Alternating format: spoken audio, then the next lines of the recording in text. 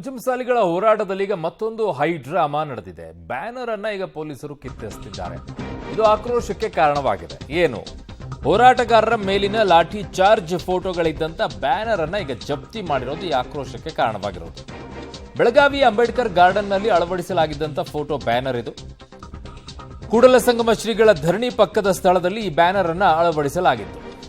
ಚೆನ್ನಮ್ಮನ ನಾಡಲ್ಲೇ ಚೆನ್ನಮ್ಮನ ಮಕ್ಕಳ ರಕ್ತ ಹರಿದಿದೆ ಅನ್ನುವಂಥ ಶೀರ್ಷಿಕೆಯನ್ನು ಹೊಂದಿದಂಥ ಬ್ಯಾನರ್ ಇದು. ಬೆಳಗಾವಿಯ ಮಾರ್ಕೆಟ್ ಠಾಣೆ ಪೊಲೀಸರಿಂದ ಈ ಬ್ಯಾನರ್ ಜಪ್ತಿಯನ್ನ ಮಾಡಿದ್ದಾರೆ. ಈ ವೇಳೆ ಪೊಲೀಸರು ಹಾಗೂ ಪಂಚಮಸಾಲಿ ಮುಖಂಡರ ಮಧ್ಯೆ ವಾಗ್ವಾದ ನಡೆದಿದೆ. ನೂಕಾಟ ತಳ್ಳಾಟದ ವೇಳೆ ಬ್ಯಾನರ್ ಹರಿದು ಹೋಗಿದೆ.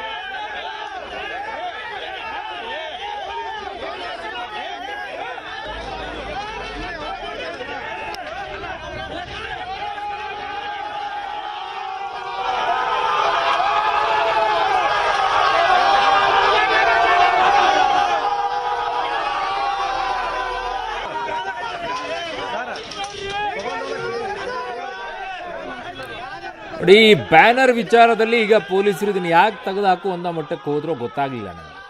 ಹಲವು ಕಡೆಗಳಲ್ಲಿ ರೀಸೆಂಟಾಗಿ ಒಂದೆರಡು ವರ್ಷ ಆಗಿರಬೇಕು ಅನಿಸುತ್ತೆ, ಖಡ್ಗದ ರೀತಿಯ ಮಾದರಿಯಲ್ಲಿ ಇಟ್ಕೊಂಡ್ಬಿಟ್ಟು ಅದನ್ನು ಸ್ತಬ್ಧ ಚಿತ್ರದ ರೀತಿಯಲ್ಲಿ ಮೆರವಣಿಗೆಯನ್ನು ಮಾಡ್ಕೊಂಡು ಹೋದ್ರು. ಅವಾಗ ಯಾರೂ ಕೇಳಲಿಲ್ಲ. ಒಂದು ಹೇಳಿಕೆಯನ್ನು ಕೂಡ ಕೊಟ್ಟರು. ಯಾವುದಕ್ಕೆ? ನಾವು ಅನ್ನ ರಸ ತಿಂದ್ಕೊಂಡು ಬೆಳೆದವರಲ್ಲ, ದನದ ಮಾಂಸ ತಿಂದು ಬೆಳೆದವರು ಅಂತ ಹೇಳಿಕೆಯನ್ನು ಕೊಟ್ಟರು. ಆವಾಗಲೂ ಯಾರೂ ಏನೂ ಅದ್ರ ಬಗ್ಗೆ ಆಕ್ರೋಶ ಬರಲಿಲ್ಲ.